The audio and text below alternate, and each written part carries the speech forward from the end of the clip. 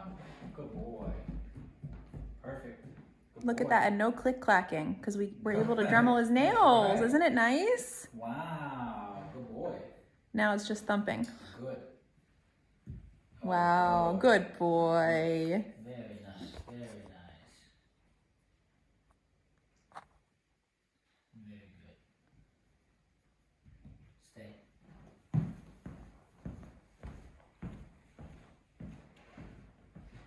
Very good. Very good.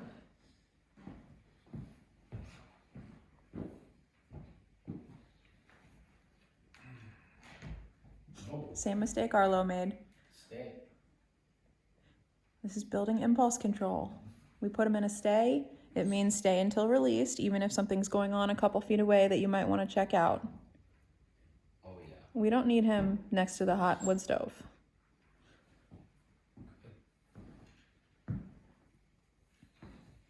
Oh, his nails look so good. Look at that. They sound good too, don't They look so good. Good boy.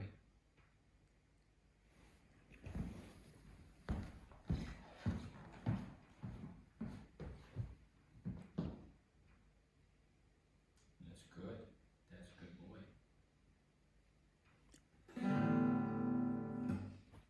We've had dogs run away from that. We're just introducing different triggers to see how he reacts. And just teaching him to hold that stay no matter what.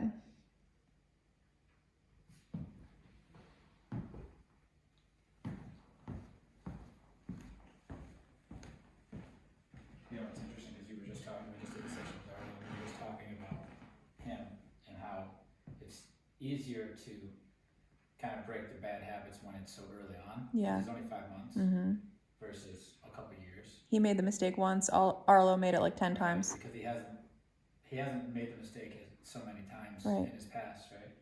You got years. If your dog's years old, 2, 3, 4 plus, I think they probably got thousands and thousands of reps of their brain just reacting. Yeah. This guy doesn't have as much. He's only months old. Good. So it's easier to shape, easier to say, don't do that, do this. Very good. Very good. Good boy. Good. Break. Good boy.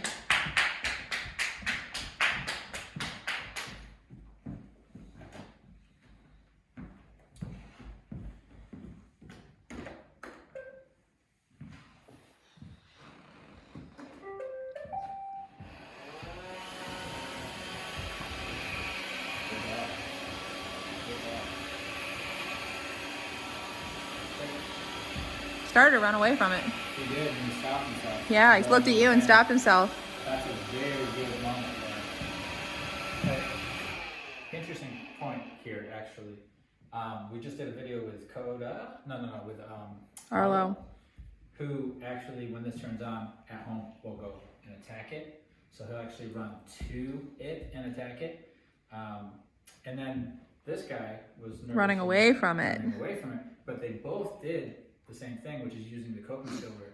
Arlo Put himself in it wanted down. to go after it, stop himself, relaxed, right? He wanted to run away, stop himself, Relax, yep. You can see it, he goes like this, and then he... That was great. Because the state of mind training. Yeah.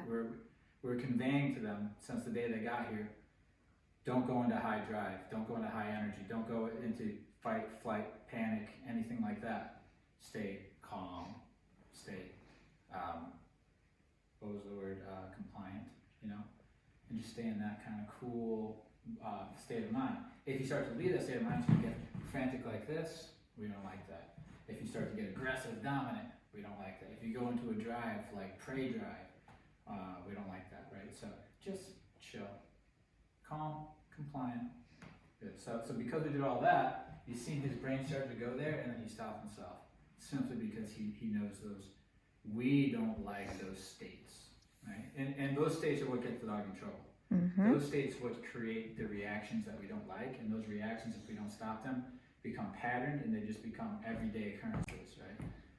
Yes, he'll run from this, right? But what happens if he doesn't run from it and he stays calm and compliant is that his association to this will then be calm and compliant. But if I panic and I get away and I stay over here where I was going and I panic, then my association to that's going to be panic. Good boy. Relax. Alright, so we're helping him learn. Good boy. Break. Good dog. I want the bill to move around.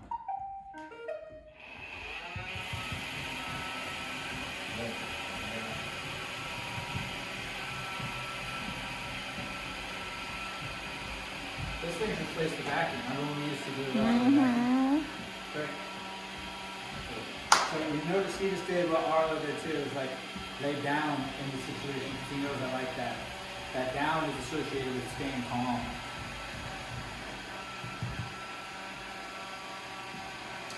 Good. So every time he's looking at me, I'm saying good. I just want you to look at me to how to get through the situation. He seems to be a lot more chill about it now.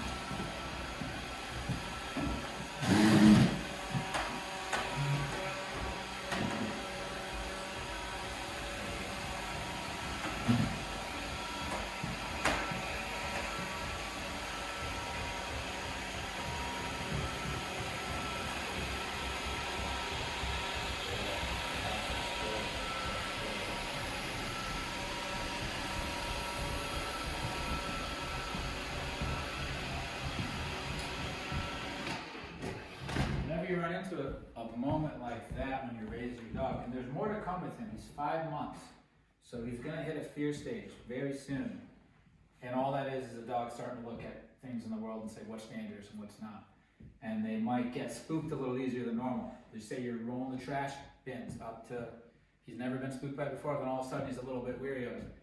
What you're going to want to do is you're going to want to identify the thing that makes him a little spooked. I have to roll the trash can, he's a little spooked. I'm going to say, okay, I need him to sit and watch me roll this thing back and forth until I see that he's relaxed and he understands it. That's going to help him get through that fear stage without superstitions.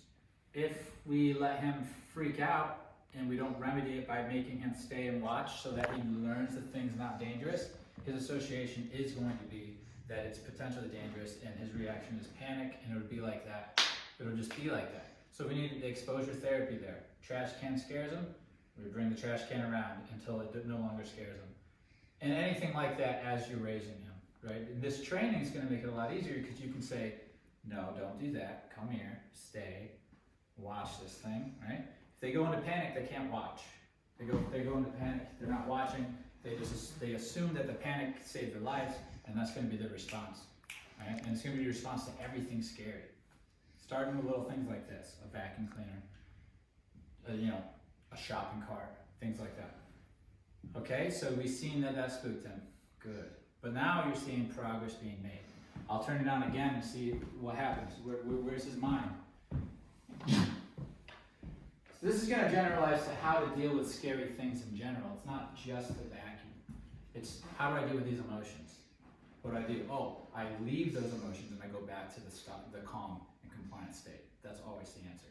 And if he puts himself in a down, it's just him trying to stay calm and compliant. And that gets a good boy, right? Good. Some dogs will get a little spooked to this, and instead of running away, they want to go attack it. But the same remedy. Correct that. Come over here and watch. Okay? Wow. And his eyes are very relaxed.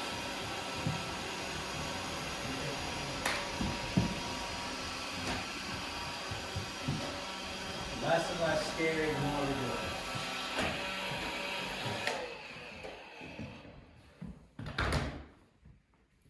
Good. Good.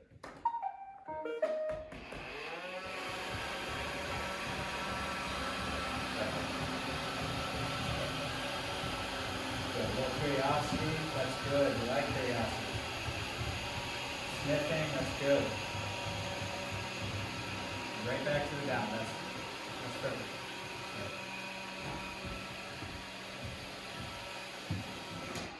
That's amazing, that's good. So a lot of this down stuff is really good behavior. It's him trying to do what we like. And that's because it offers it.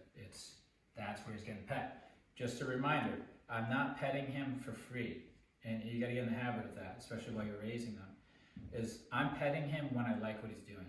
So it's a payment, it's a reward, it's showing him, I really appreciate the way you responded, do that again next time. If I'm just petting him all the time because I feel like I need it, I had a bad day, I'm feeling lonely, I'm stressed, I'm upset, so I need to pet him, it's going to cloud what it means. I'm not gonna build a mark, it's not gonna mean as much, he's gonna get it all the time. So we don't get a good, clear, I like that, do that again. And the motivation to work for the pet goes way down.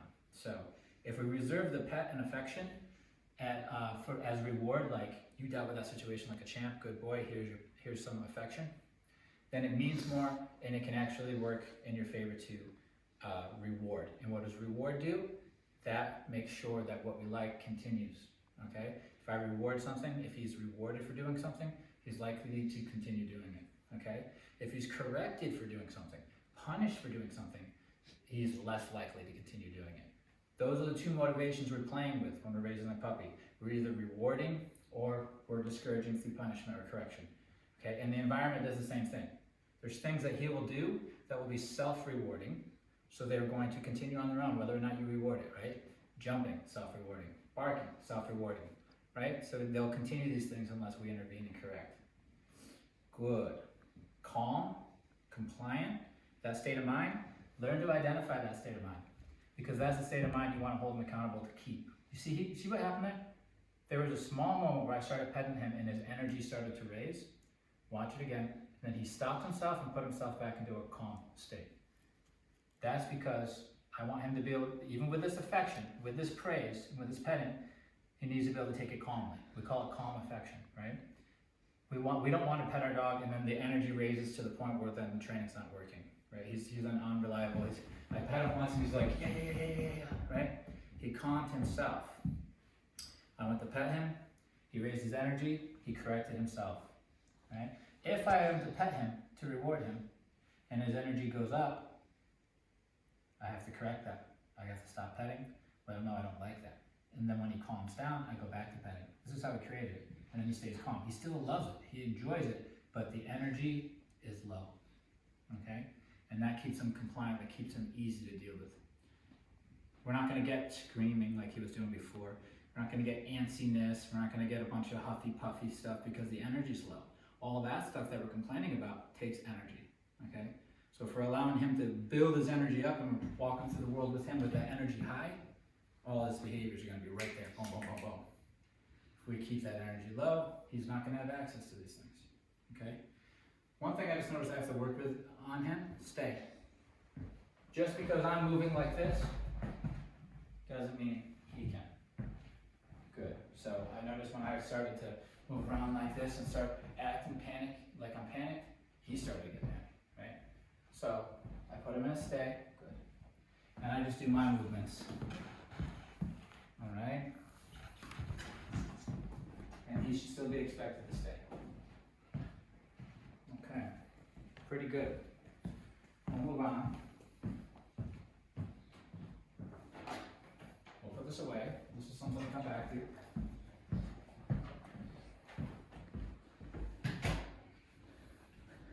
Look, I'm gonna pet him. Okay?